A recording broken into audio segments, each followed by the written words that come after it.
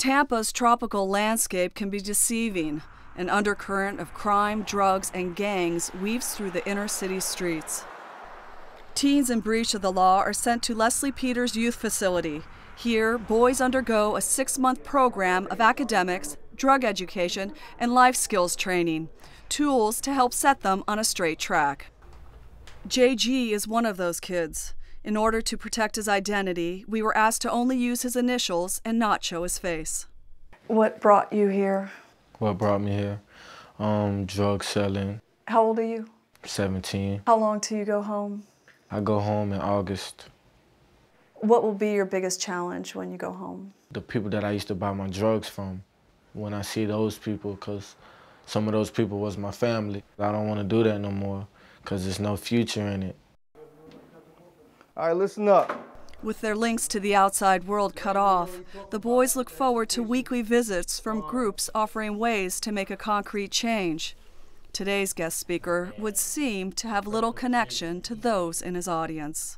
Many termed his retirement as he's stepping down, but I actually view it as he's stepping up to a higher place to use the platform that the Lord has given him. What can you say about Tony Dungy? I mean, who in here doesn't know Tony Dungy? You don't know Tony Dungy, never heard of him until today. God bless you, all right. You either? Hallelujah. All right, y'all made a lie out of me. Since his retirement, many have sought the help of Tony Dungy. The White House asked if he'd serve on the Council for Faith-Based Neighborhood Partnerships, and the NFL Players Association was hoping he'd be a liaison to the NFL. But Dungy turned down those offers, choosing instead to focus on a cause closer to his heart. One of the things that I wanted to do was get a chance to speak more to younger people. I watched our crime rate and our graduation rate, crime rate going up and graduation rate going down, and I just realized that it really does have to start sooner than a 21-year-old. You're in a tough situation right now. You're in a much tougher situation than most people because you're not exactly where you want to be in life, right? The question is, how do you move forward? You can't control what happened before, but you can control your future. I think it's the same way in life. Dungy's affinity for prisoners began in the most unlikely of places, his hometown of Jackson, Michigan. I had grown up around a prison, having so many friends, relatives, people I knew that worked there. You heard the stories about what life is like, and then you would occasionally see people who were in and got out.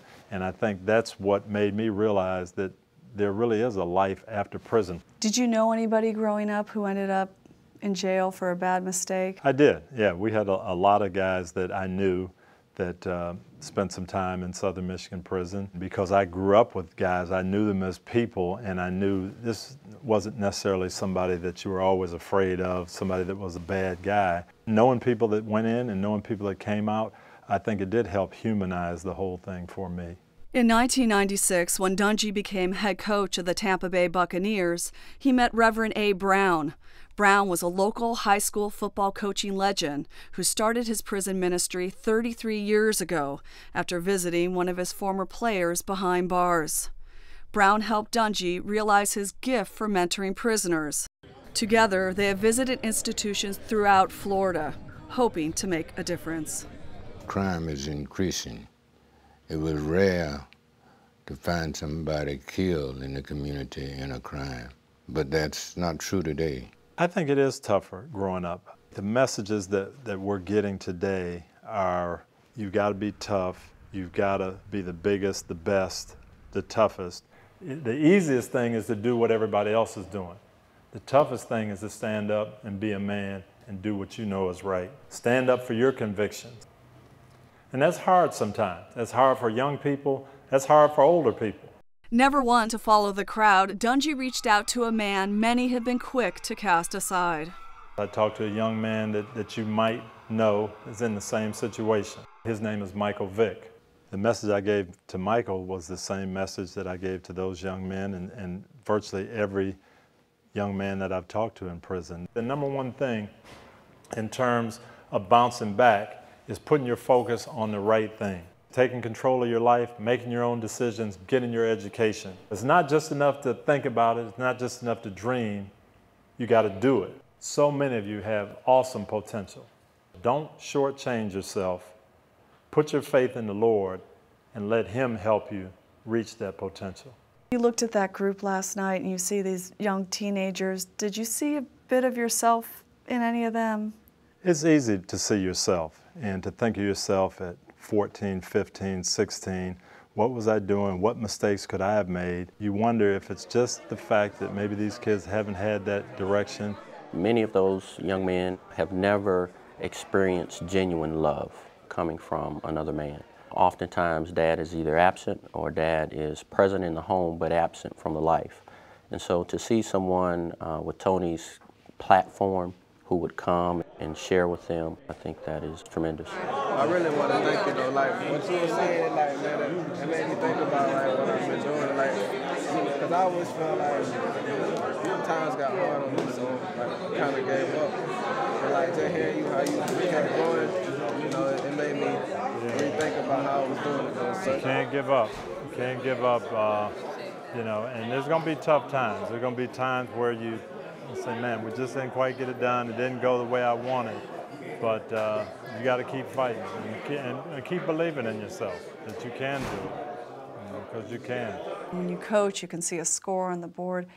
How do you know when you're really reaching people? And sometimes it is tough because you don't always know if you're having an impact. But every now and then you'll get a letter, you'll get a card or a note. And I got one the other day that really kind of demonstrates what I'm talking about. It says, "Dear Mr. Dungy, I'm writing a brief note just to say thanks. I didn't get a chance to get an autograph, but that day you were here at Hardy Correctional Institution, you autographed my soul. I'll be going to court soon, and I don't plan on coming back. May God continue to bless you and Abe Brown Ministries." When you get one like that, you know, that's kind of your scoreboard. It says, hey, you know, we made an impact on one person. Dungy's message may not touch everyone the same way, but for BD, a juvenile soon to be released, Dungy's words might just provide the encouragement and strength needed to make a solid life change. One of the main things that Tony said tonight was that we can still be somebody just because we're incarcerated. That doesn't stop us, you know what I'm saying? We can't let that hold us back from getting out and doing the right thing and moving forward with our lives. And it's up to me on whether I want to make a change in my life and do the right thing and succeed in life, or if I want to go back to doing what I was doing and not getting anywhere. Just stuff that I learned from my dad, from my coaches, from people I watched, and you know, it's been good for me, so I know it'll be good for you. Hope so. My mentor in coaching was Chuck Noll. Probably the best thing he ever told me was that football is not life. It's not your life's work. He said it is your profession, but it's not your life. And that's something I never forgot. Do you feel that coaching football was just a stepping stone to doing this? Maybe there will be a time when people look back and say, ah, didn't he used to coach one day?